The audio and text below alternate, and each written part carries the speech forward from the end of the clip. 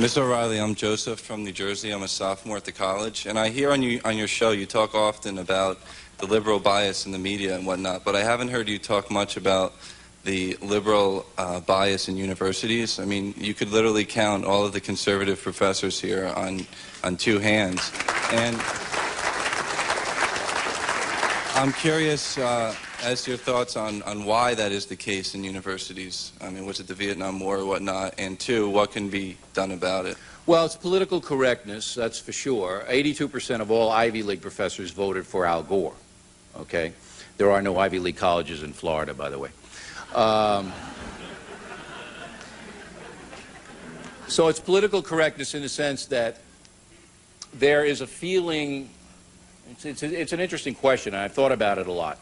There is a feeling in higher education that the theory is as important as the action, okay? And there's no question that liberal theory is better than conservative theory. It is.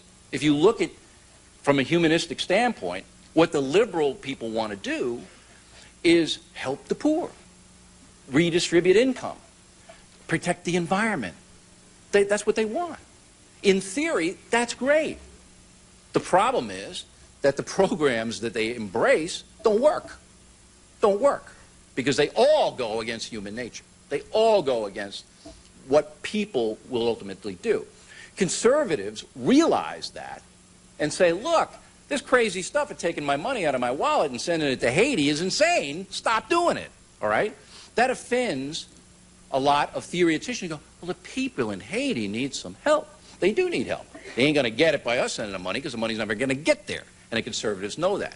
So that's why at higher levels of education you have more liberals, as you say, because the feeling is that's what really aware, introspective people embrace. Better things for everybody. But it's way out of whack. I mean, it's way out of, 82%.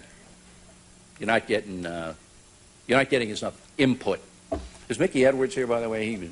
I think he's the 2% here at Harvard, isn't he? Hi, Bill.